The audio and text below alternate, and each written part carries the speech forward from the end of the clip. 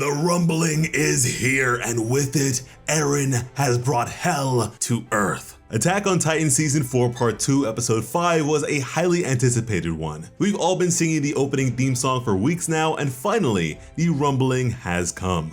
In the previous episode, the two brothers Zeke and Eren had gone on a journey through the memories of Grisha, their father. While it was Zeke's intention to show Eren that he had been brainwashed by their father, it would not play out that way. Instead, Zeke would see that Eren had a very different childhood than he had imagined. It was Zeke's assumption that the two both had traumatic childhoods, but in reality, Eren was raised very differently. This surprised Zeke because he had assumed Grisha was the reason for Eren's current behavior. The only reason he figured Eren would betray him, however, Eren was actually born this way, and he would express that to Zeke while on their journey. The biggest surprise for Zeke though was that Eren was responsible for Grisha killing the royal family and stealing the founding titan, which we would now see in far more depth than ever with the beginning of this latest episode, as Grisha easily bodied Frida and super violated the whole race family. From there, Zeke would hear the words of Grisha, "Everything will go in Eren's way from this point on." He'd say this while crying and telling Zeke to stop him. Episode 5, From You 2,000 Years Ago, picks up with the end of the journey through Grisha's memories. And interestingly enough, the first episode of the series was titled To You 2,000 Years in the Future. A pretty cool little callback there, which just shows how much has been intended with this series from the very beginning.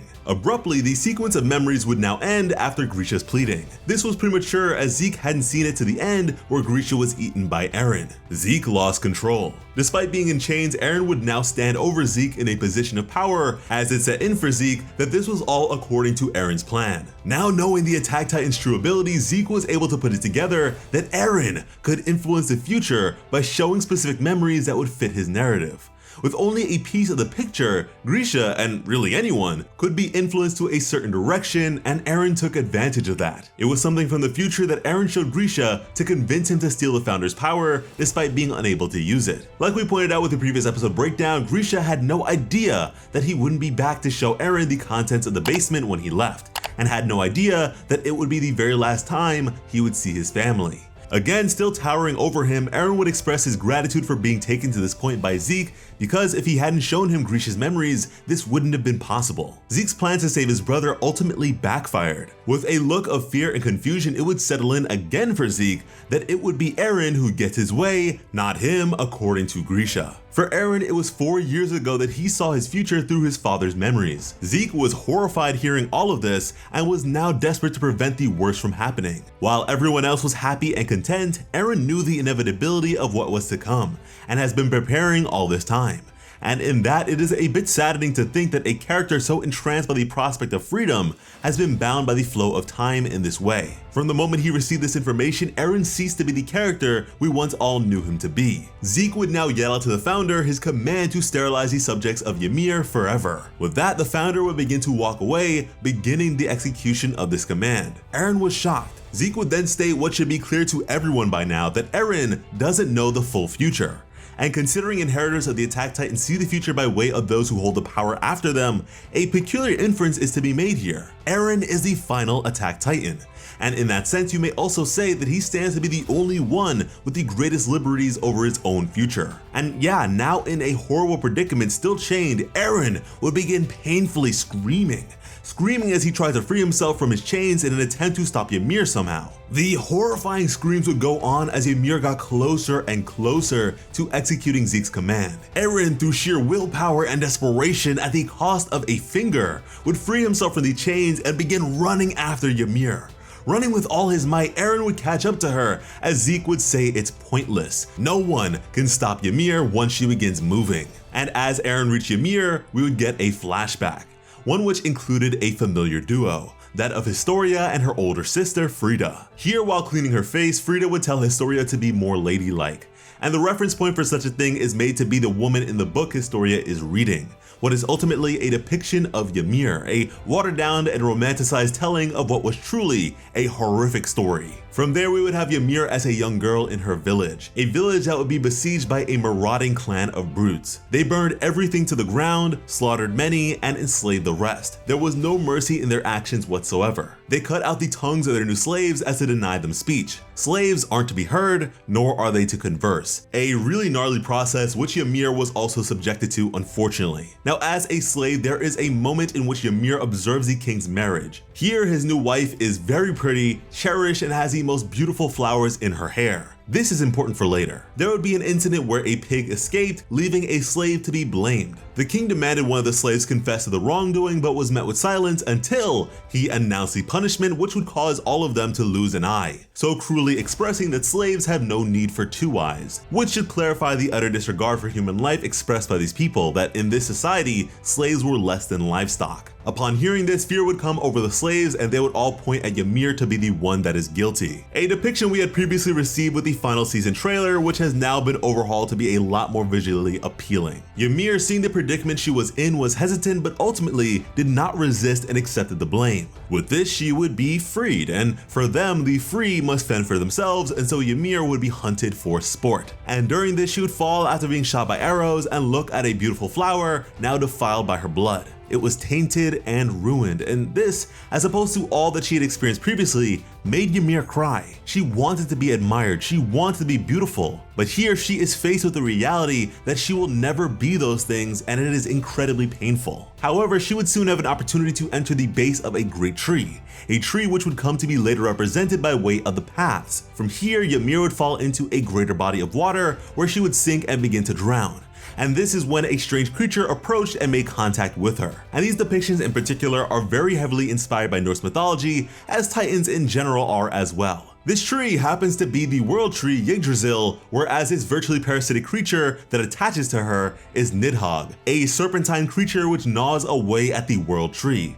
And interestingly enough, in Norse mythology, it was believed that Nidhogg's presence forebode the commencement of Ragnarok, the end of days, and so in that sense, the inevitability of the rumbling is made only that much more evident. Oh, and the water too is representative, and this reference is incredibly direct, as it is actually the ether, the believed to be liquid origin of all life, from which the first giant, Ymir, was said to have been conceived from. An incredibly poisonous substance indeed, and this ties into Aaron Kruger's prior statement that Ymir touched the source of all life as well. With that, a flash of energy would emerge and fill the sky, to the surprise of Ymir's previous pursuers. This was the birth of the founding Titan, a massive and mostly skeletal visage.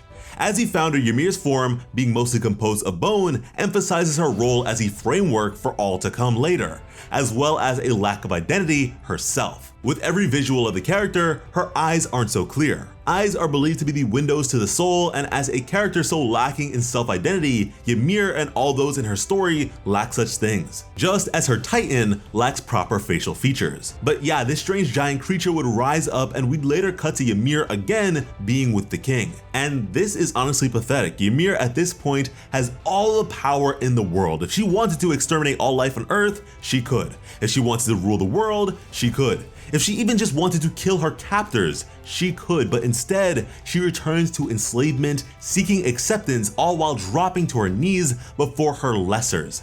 And this is where our modern understanding of what it means to be ladylike arises, a concept so firmly rooted in obedience, societal acceptability, and the admiration of men. Ymir in her modern depictions is made out to be a reserved and dignified young woman, where in reality, her attire was wretched and she literally could not speak on account of her severed tongue. Yet as a Titan shifter, if she so desired to ever speak or heal her tongue, she could, but never does. She knew nothing but to serve and be loyal, which is incredibly contrary to all of our prior depictions of this character, even beyond the storybook of Historia. I mean, for the Eldian Restorationists, she was a commanding female figure of such incredible might that led the many Titans, but this was far from the case. On account of her Titan powers, they built roads, cultivated the wilds, and bridged the mountains. With this, the Eldian tribe became a superpower in a matter of years. And Ymir did all of this for the king, who was now far more decorated than ever, and her reward? She would be permitted to bear his children. Even despite all that she had done, Ymir is afforded no agency or praise.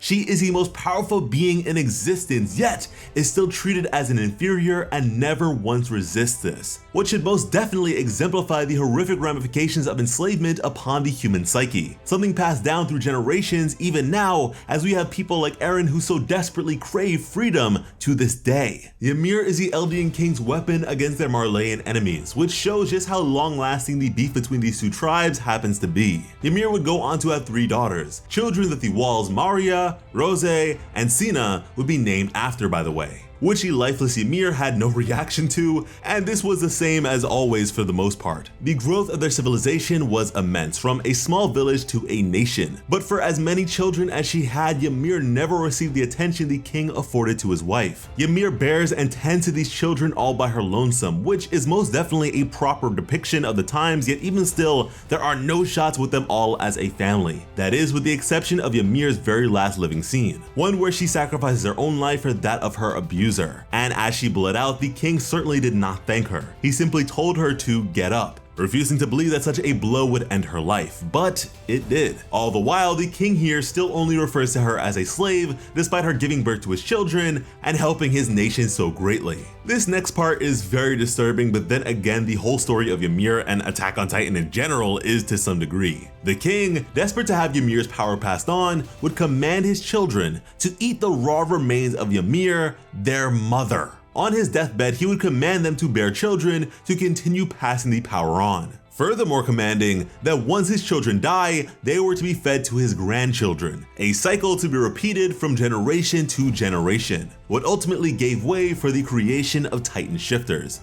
And all the while, Ymir, even in death, was a slave, molding each and every Titan across all history for a virtual eternity, toiling away at the creation of these colossal abominations by way of only sand and a small water pail, all for the sake of the despicable king's dream of eternal domination. And truly, Ymir's depiction in this space as a child is made to represent her lack of growth or change. Her enslavement broke her mentally, and so despite her physical regeneration by way of her Titan powers, she could never truly heal. However, EREN would be the one to end the grim backstory of Ymir, declaring that he was going to put an end to this world, saying this while holding Ymir and asking her to lend him her strength. He would continue to plead with her and would seem like the first person to truly understand her. And so while he was essentially asking her to serve him, he would do so in a way where she had a choice. He wasn't going to try and force her like the leaders of the past. It was a request. Zeke, hearing all of this, would now run to EREN, concerned for what may be happening.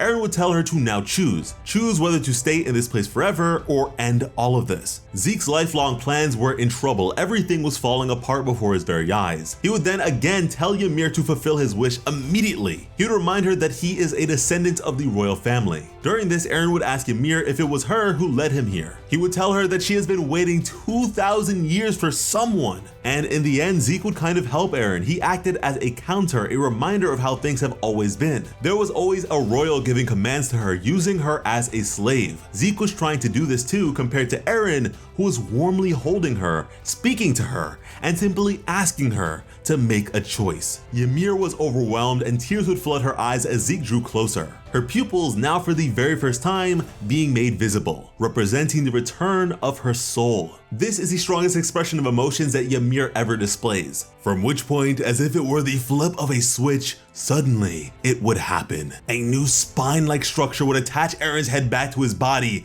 which looked just like the parasite that gave Ymir her Titan powers to begin with. A flash of energy greater than we had ever seen before would appear from the sky. The great walls would crumble and the rumbling would begin. Colossal titans now surrounded the city where walls once stood. Gabi would look on closer as Eren's new titan body began to take shape as it let out a ferocious roar, now being skeletal in appearance just like Ymir's titan. Reiner, realizing the danger she was now in, began to desperately attempt to cover her as everything nearby began to be destroyed. Studio Mappa killed it with this. The spine and ribcage of the new Titan body would fill the sky as Armin and the others would watch on. When the colossal Titan himself is shaking, you know it's something crazy. The Titans from the walls would begin moving now. The rumbling hell on earth was here. Nothing but destruction would happen from this point onwards. Mikasa couldn't even process what we know to be Eren's new Titan body. In her own words, it was just too big. These size exceeded the colossal titans around it. It made these terrifying monsters look normal. Armin would put it together and try explaining to Mikasa that they had won. Eren had done it, but Mikasa couldn't hear Armin over the incomprehensible damage occurring around them. Armin would explain that Eren is their ally and that he activated the rumbling immediately to destroy their enemies in Marley. Yelena could only look on in shock and utter the Beast Titan's name, Zeke. As Mikasa took in the idea that Eren was back on their side, confusion would set in for Armin. He could see Wall Maria collapsing like the one around them, yet he knew they didn't need that many Titans. To destroy the allied forces in Marley, so many Titans were not necessary. Suddenly, to interrupt that confusion was Eren's voice. Using the power of the founding Titan, Eren would directly address all subjects of Ymir telepathically, and this included the likes of Falco and Historia. Eren would explain that he had undone the hardening on the walls of Paradis, and with that, all the Titans from within them had begun marching. His ultimate goal would then be expressed: to protect the people of Paradis and to trample all surfaces of the land outside the island, which would include the elimination of all life outside the island as well. The hype is real, and if you are too, you'll subscribe to Plot Armor with notifications on, because when it comes to bringing you some of the best Attack on Titan content on the platform, Plot Armor has you covered. And we also plan to have you covered when it comes to all things Western comics, so head on over to Plot Armor Comics to be among the first to enjoy all of that. As always, I'm Slice of Otaku. Thank you all so much for watching, and have an awesome day. I love you.